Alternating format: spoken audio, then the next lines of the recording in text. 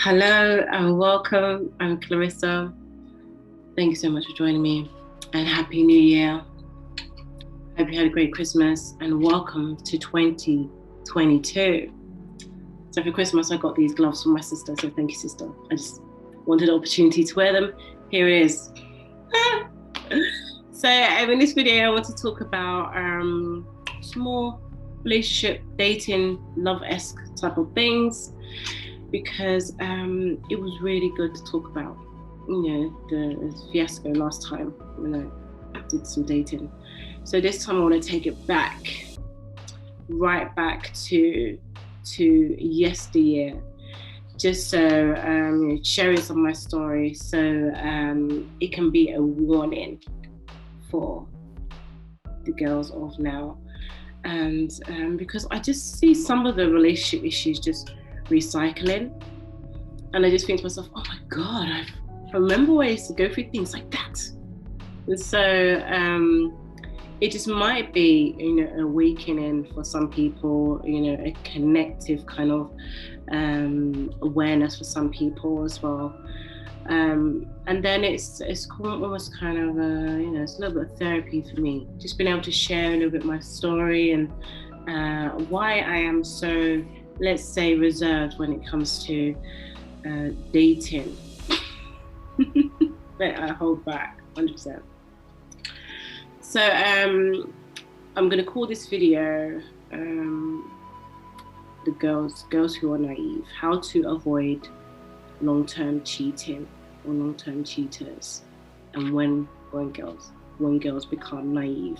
And also this can relate to the other way around as well, switcheroony. But I'm just sharing from my point of view, and yeah. So when I was 16, I was in a long-term relationship from 16 to 29. So that's 13 years, long time. And that's quite rare these days, but it does happen. So I'm only going to just break it down because a lot of things happen. But from 16 to about 20, part of this relationship, I was very naive. Very naive. When we first started dating, I didn't really, have an inkling that someone could cheat on you, or someone could betray you, or someone could mess with your feelings. I had no clue. I just was in the idea of the romance of it, in the idea of that person says they love you, and that's what it is. And especially if the person is really good with their words, they know the things to say, they know how to kind of create this almost like a mind capsule for you to be in, so you can just live in the idealism of love rather than it actually being love. I think I was probably about 24, 25 when I actually started really questioning whether I was actually in love, or whether it was just routine, whether it was just the comfort.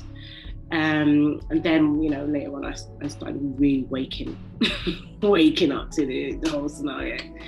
But between 16 and 20, I really was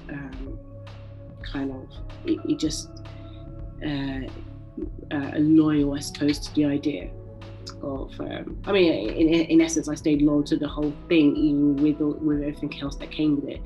But during those beginning years, I was very loyal to the idea of what love was supposed to be, really fairy tale type of thing. You meet your high school sweetheart, and this is what it is for life. Can you hear it sound now? Right. It obviously doesn't happen. I don't want to snub those some relationships, because as you know, someone who's with their high school sweetheart, and they have such an amazing relationship. So it does happen. And so what happened during this time is, because I was loyal to the idea of love, it was very hard for me to hear what anybody else had to say. And especially there was, when I look back now, there was some conditioning. They probably didn't know that they were doing it because they were the same age, but they were just, in fact, I think they probably did to a degree, because there's certain things I heard later, but there was a conditioning. So there was always, how can I put it? There was a cushioning just in case anything happened. In case anybody told me some information or somebody came up to me with a situation, then I was already in a position to, fight for the relationship, even without them there. That's how naivety, how strong the naivety was within me. To the point where there was actually friends.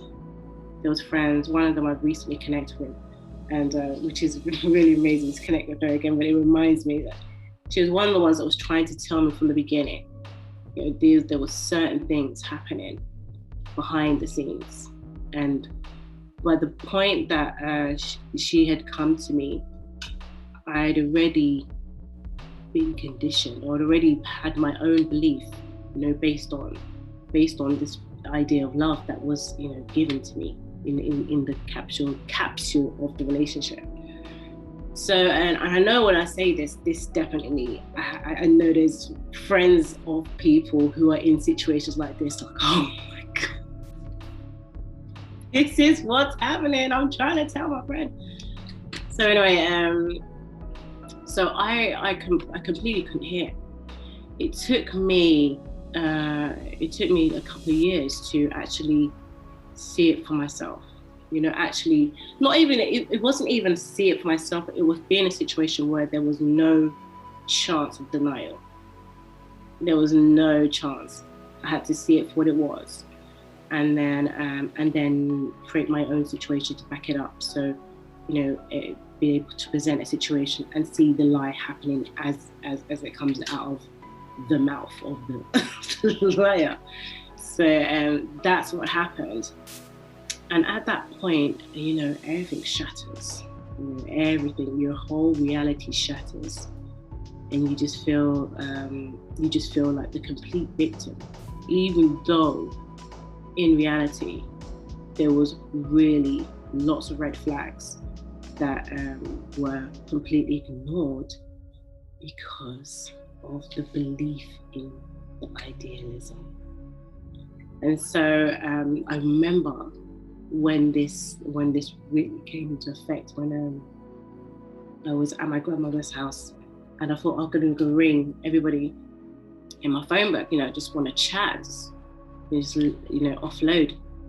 And it was at that point where I was ringing people that I realized every single person in the phone book knew somebody who knew something. That everybody just knew something, and I was so in shock. I felt like this massive betrayal, not just like from the relationship, but I felt betrayed by everybody knowing. And it's not really necessarily their fault, because maybe they wanted to tell me, or maybe they didn't want to be the person who submitted the information. Who knows, whatever reason. We were all so young as well, so it wasn't like I think if somebody was older, they would just straight up tell them. But when you're in your teenage, it's more about whispering rather than going up to people and saying, this is happening, because you do think at that age people probably won't believe you, and then you'll get branded the person who had this bad news and just jealous or whatever. So I remember thinking, I can't believe everybody knows. Everybody literally knows. And that but after that I felt free. I thought, okay. But I was so young. I still felt like I didn't know who I was completely, because it took me a long time to figure out who I was. So at that point, I still didn't really know. And so I was just, wanted to go out and explore, be with friends and things like that. And so this is when the chase happens, because I think when you're with somebody that young and they're able to influence you that well, they do like to continue that, and they do like to, I don't know, it's like they sometimes have an entitlement over your life. And this was a theme, the entitlement. This happened for years. I can't even tell you that. Yes, it's an entitlement over. When someone has an entitlement over somebody else's life, they feel like they can dictate certain things. That's what happens. And so, yeah, so the chase began, and then I was dating somebody else, and then when the word got around, Clarissa was, she's free. He was like homing in. There was like a radar went out, because I was one of those girls that was off the market really early. So it started to come in. Fantastic. But then I was still caught up in the love, because it was all I knew. And so when the chase was happening, and I was getting this attention here, I was loving it. But at some point, when it all came out that I was getting so much attention, I had to make a choice. And the naivety came back in. And I chose. And obviously, in hindsight, there's goods and bads for choosing. But yes, that's what I chose. And then I remember, oh my gosh, when I was telling people, family, friends, that I got married, they were so disappointed. They were just, I thought you were smart.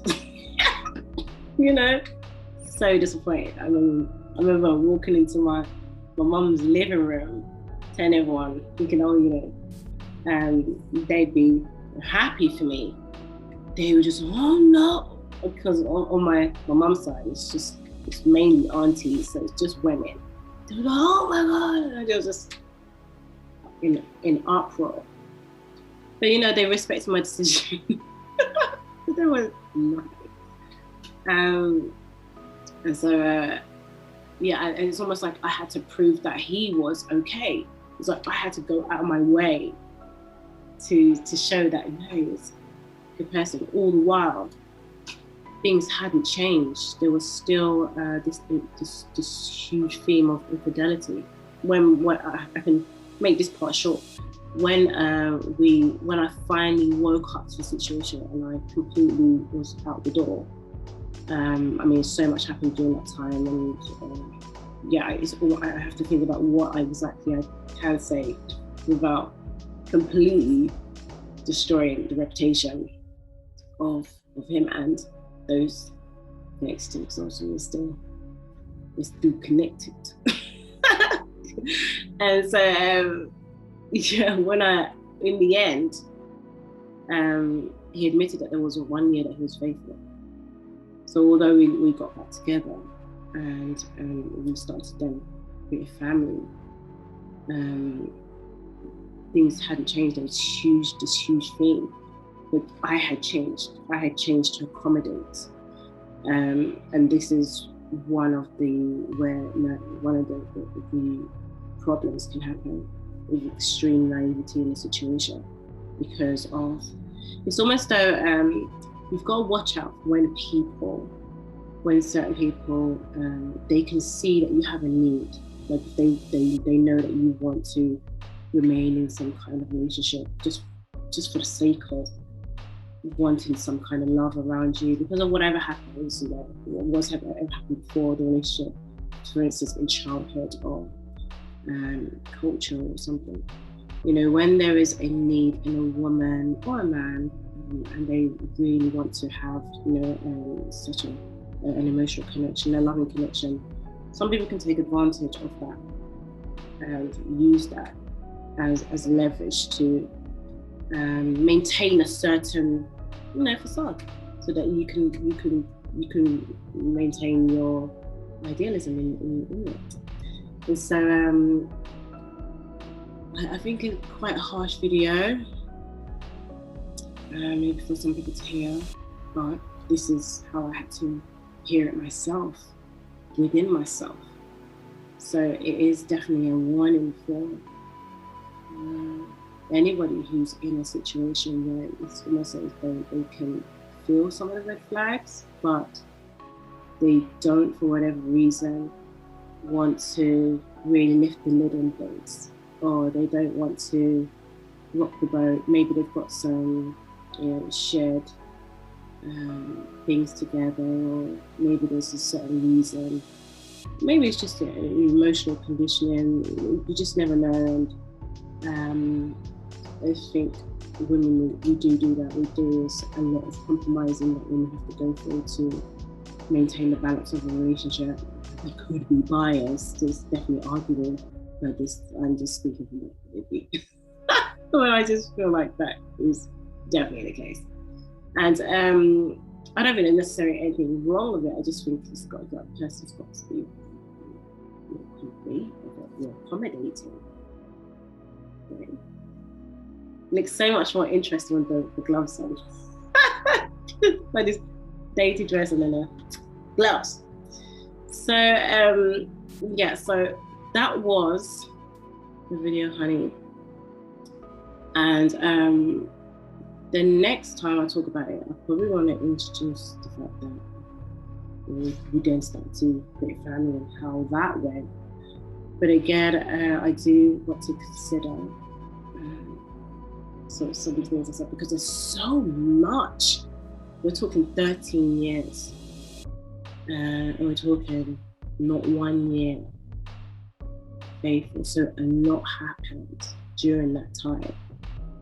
And I definitely want to share as much as I can. I'm coming into a new year, new me, as they say. So I want to share some things that I have gone through, because I definitely feel like, knowledge and experience about my own situation, circumstances, it should be shared so people can definitely, one, relate, and two, feel like they are not the only ones going through certain situations. Because I remember at the time, I did feel alone. I felt very alone because I was one of the few people that was in a long-term relationship at that age. So you don't really know or where to go. And even still, I didn't know what to do. It's only now when I look back and I think if I had someone telling me, plainly, clearly, I don't know, would have listened. I don't know, I was very stubborn at the time. So I don't know if I would have listened, but maybe in a different way. Who knows? But again, those days there wasn't as much social media. So I feel like maybe if social media was there, maybe things would have gone down. Because people experienced nowadays. And the level that it was, the level that I had to experience it was like Tristan Thompson type of level. Like it was, at a point, it was, ridiculous. So it was, I had to really go through some things. This is why I feel like I'm a perfect candidate to be able to share some of the love woes, because I don't see them as love woes anymore. They don't touch me in the same way, like painfully. Now I just see it as, girl, because I see so many other girls going through the same thing, and they're talking about it on social media, and I just think, I'm grown, and I completely understand it's accepting some kind of pattern. But it is, again, it stems from, childhood. And I know it's very cliche, but I can definitely say from my childhood it definitely relates. And then not just childhood, but culture. And then not just culture, I like to take it to the spiritual element as well. There's some things that are meant to happen in your life, some experiences that we're meant to go through, so we can have this healing process, so we can have this state of awareness. I do definitely think that, and I think coming out of 2020, it's 2021, now it's 2022, we've definitely become this woke generation where we're feeling okay to explore emotions and to share emotions with each other. And that means coming out of this whole pattern of being very closed, not saying anything, just hush and, you know, things like that, where actually it feels really, really good to just express. It genuinely does. And I suppose it shows another side when you start expressing, show your heart, you just show who you are. It's good. So, if you have any questions, if you like the video, please like, subscribe, and share. Put your comments below. You can also check me out on TikTok. I'll be doing TikTok lives, all types of things. I think I might be doing some product reviews, definitely some tarot, more talks about love, relationships, spiritual talks. Anything I can think of really. 2022 is going to be a communication year. Well, actually, it's my numerology year 8. So, all right, so thanks again and take care. Bye.